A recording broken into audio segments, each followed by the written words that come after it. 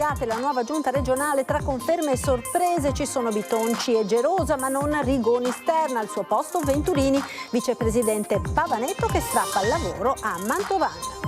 Il luminare della cardiochirurgia, l'assessorato più atteso, tante le sfide, la partita delle liste d'attesa si gioca sull'appropriatezza, la carenza di medici, dobbiamo essere attrattivi.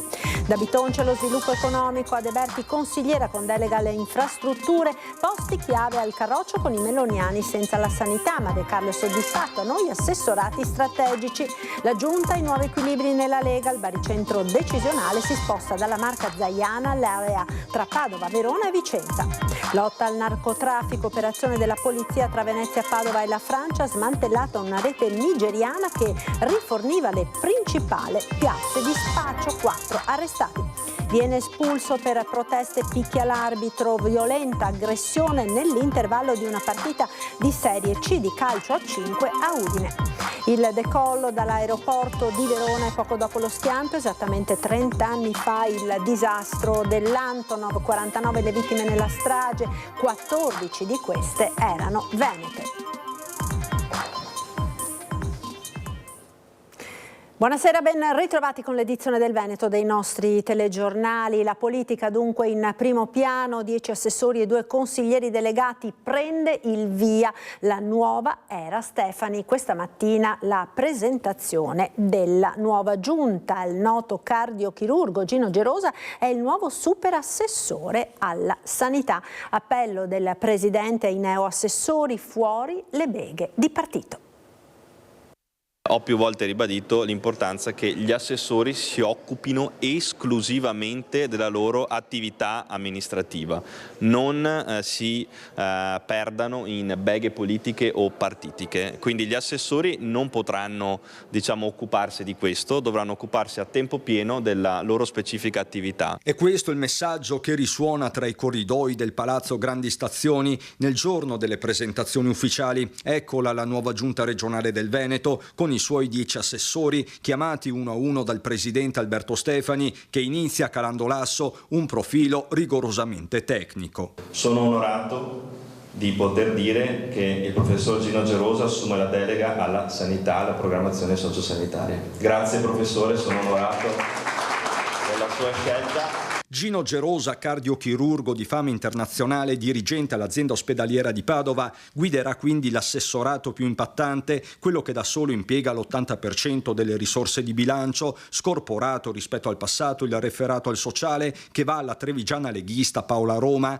che avrà anche la delega allo sport e all'abitare. Sempre dalla Lega arriva Massimo Bitonci, nuovo assessore allo sviluppo economico, unico assente giustificato della giornata, che dovrà lasciare il posto di sottosegretario al Ministero del Made in Italy. L'altro leghista è il vicentino Marco Zecchinato, già sindaco Orgiano. A lui le delega all'urbanistica, enti locali, identità veneta. 5 posti in giunta confermati per Fratelli d'Italia, con il veneziano Luca Spavanetto che diventa il vice di Stefani. Il suo assessorato è pesantissimo, spaziando dal turismo al lavoro, materia quest'ultima che non sarà più della polesana Valeria Mantovan, che resta all'istruzione e alla formazione e si prende la cultura. A Diego Ruzza, già sindaco di Zevio, vanno trasporti e mobilità, mentre Filippo Giacinti, primo cittadino ad Albignasego, si occuperà di bilancio. Da Belluno arriva Dario Bond, anche per lui un superassessorato, agricoltura, caccia e terre alte con relativa gestione dei fondi comunitari derivanti. A rappresentare Forza Italia è la padovana Elisa Venturini, consigliere uscente, un passato da sindaco di Casalserugo, per lei protezione civile e ambiente.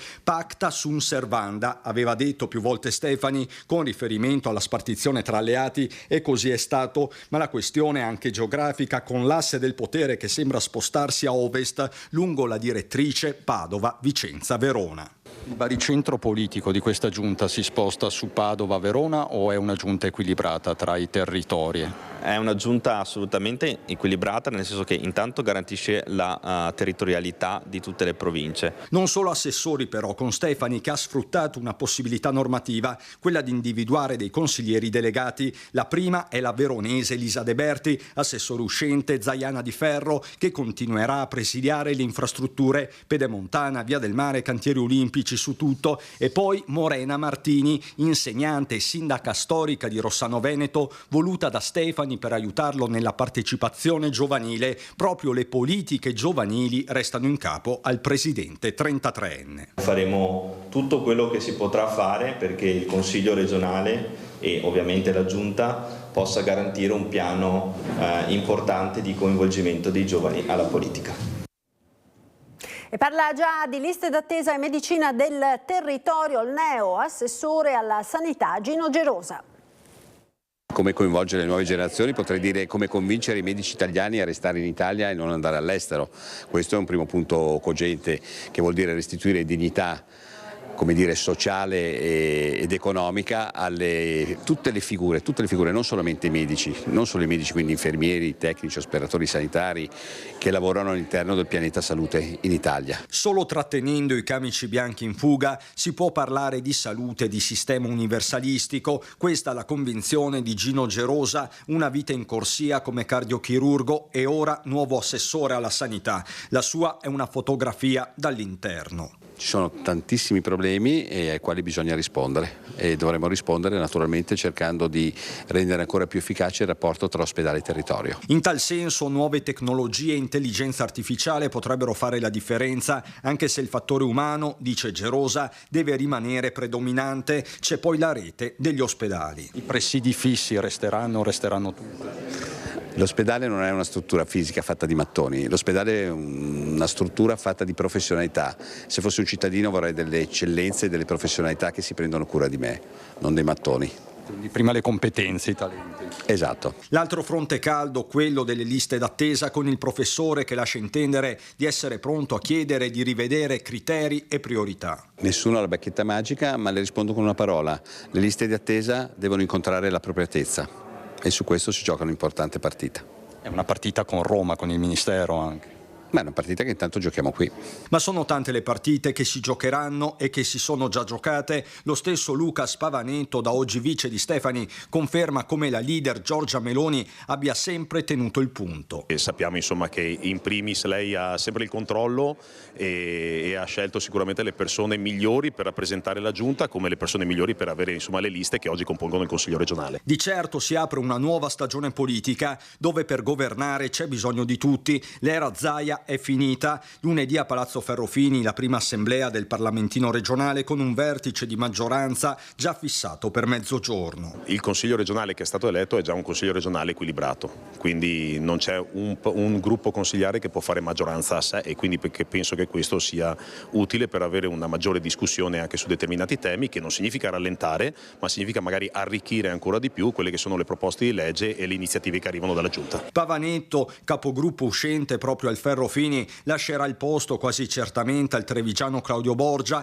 e trevigiano dovrebbe essere anche il capogruppo della Lega, ovvero Riccardo Barbisan, attuale vice segretario del Carroccio in Veneto. Quanto a Forza Italia, nei minuti e nelle ore precedenti all'ufficializzazione si sarebbe vissuto uno psicodramma. Roberto Rigoni Stern, dato quasi per certo, è stato alla fine scalzato da Elisa Venturini. La diretta interessata non smentisce né si scompone. Vorrei ricordare che dopo il segretario Tosi, la più votata a livello regionale sono io, che ho preso 8.843 preferenze, quindi a fronte di questo io penso che anche venga in qualche maniera riconosciuto l'impegno, il sacrificio, il consenso che c'è sul territorio. Intanto l'opposizione già cannoneggia, parla di giunta sbilanciata. Jonathan Montanariello del Partito Democratico, Venezia dice è stata messa ai margini e nessun riferimento è stato fatto sulla delega della pesca, e dalla CGIL veneziana si dice che manca una delega su Porto Marghera. Ma chiusa la giunta si guarda al Consiglio e alla sua presidenza. In gioco c'è Luca Zaia, suo vice, l'ex sindaco di Vicenza Rucco,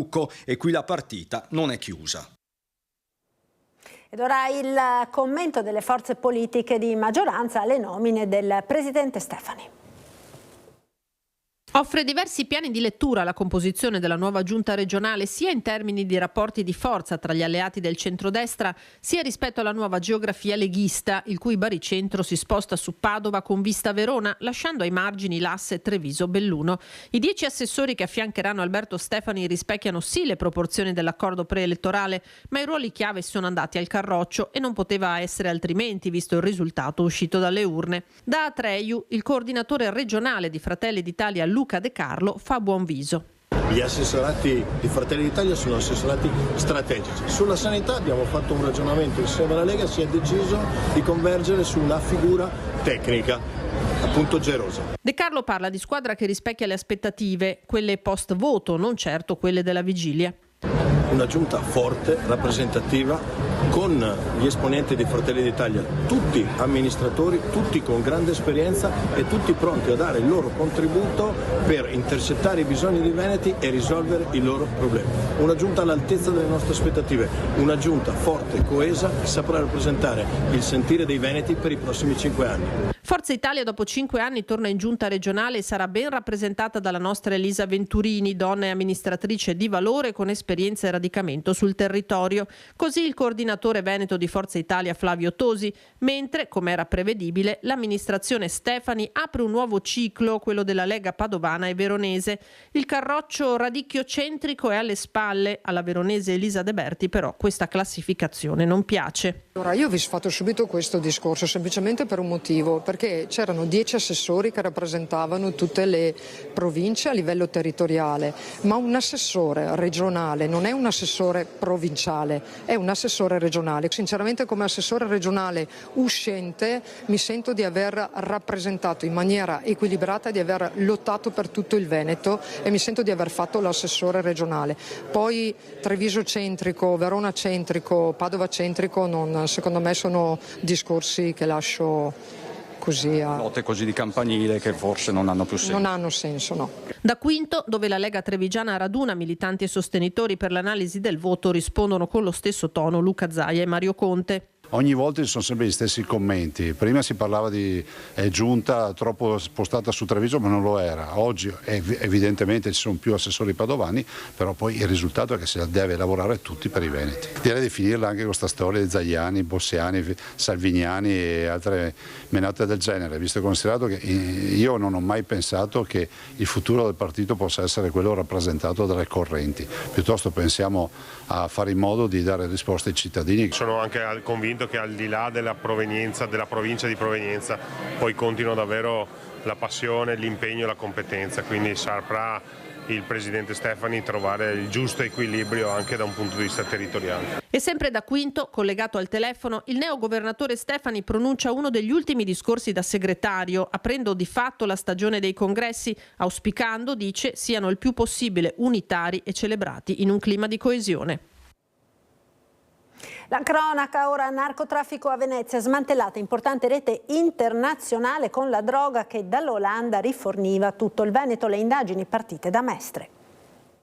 Maxi operazione contro il narcotraffico della squadra investigativa della Questura di Venezia e coordinata dalla Procura di Venezia con 54 indagati di varie nazionalità, per lo più di origine nigeriana, 50 kg di droga tra cocaina, eroina e anfetamine sequestrati anche a corrieri di nazionalità italiana e 7 arresti in flagranza eseguiti tra Veneto e Francia.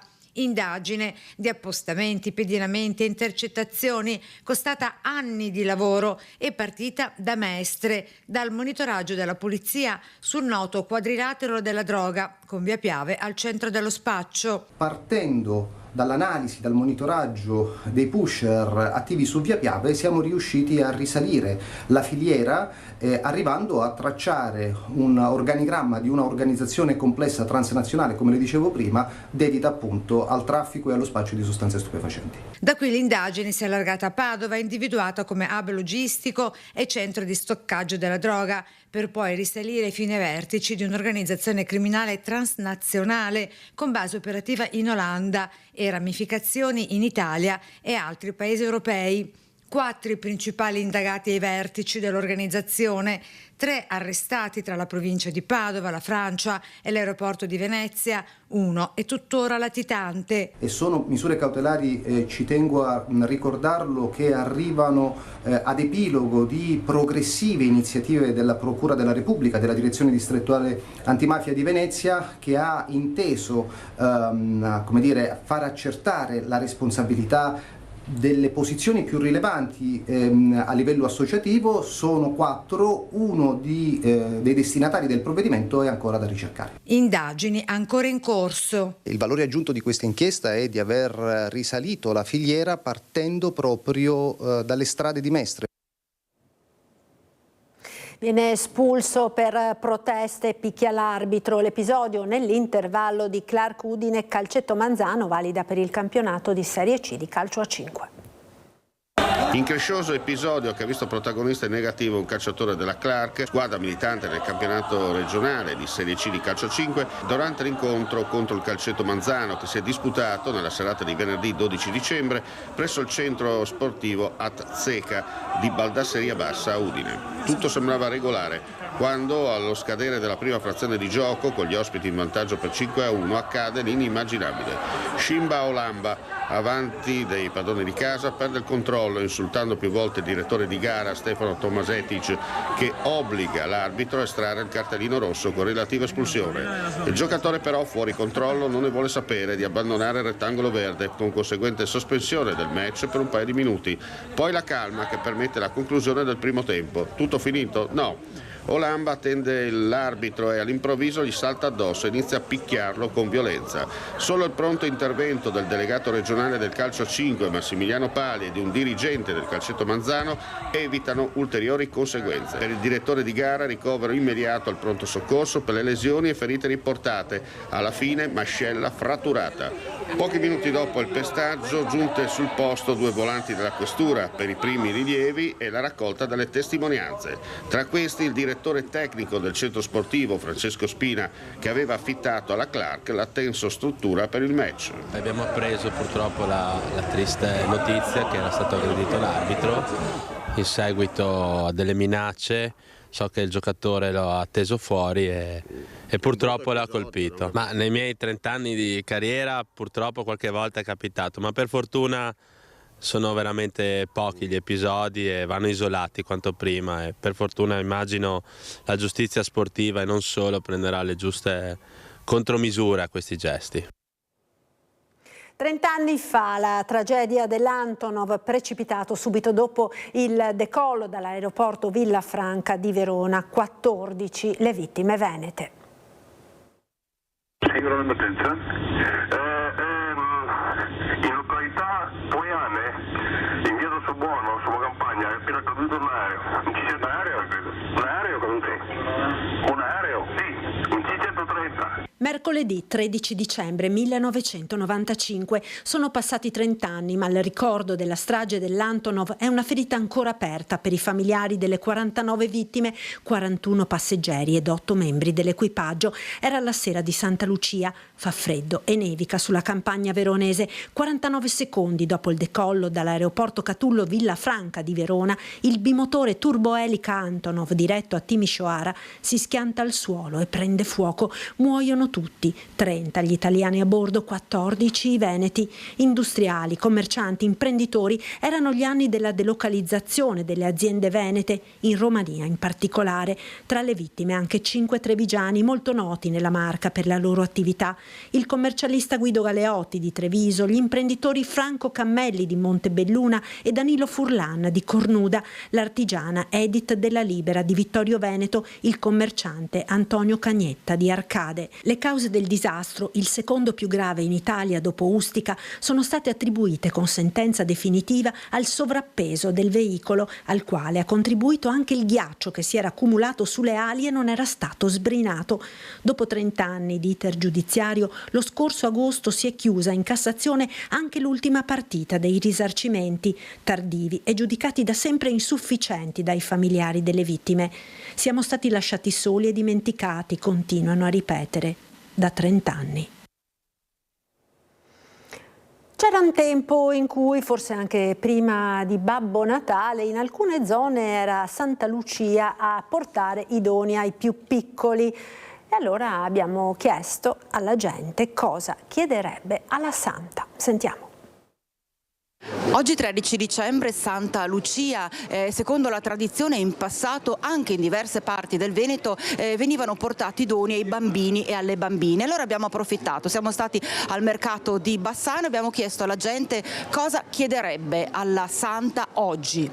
Un po' di giustizia e un po' di pace e amore in tutto. Da stare un po' sereni e volersi più bene, quello sì. Oh Dio, tanta pace, serenità chiedo, e che il mondo vada via un po' meglio con questi ragazzi, questa gioventù, che abbiamo paura. Ecco. Oggi lei cosa chiederebbe a Santa Lucia? Tanta salute e vivere tranquilli. Mi sono salute. Basta, dopo il resto non mi importa. Grazie. E subito la pace, amore, ecco, queste cose così, insomma. E tanti doni per questi bambini un pochettino che in questi ultimi tempi sappiamo che sono stati maltrattati, insomma, in tante parti, eccetera. Quindi mi auguro soprattutto che possa veramente portare tanta serenità, pace per tutti quanti, cioè senza fare distinzioni, insomma, ecco. Salute. E pace, tanta pace, che abbiamo bisogno pace in questo mondo. Salute, perché con la salute si risolvono tanti problemi. La cosa più importante oggi come oggi, la pace. Una vacanza al caldo. O il torrone, le arance. Meglio la vacanza. Meglio la vacanza. Ed è tutto per questa edizione, grazie per essere stati con noi, come sempre il meteo subito dopo la sigla. Arrivederci.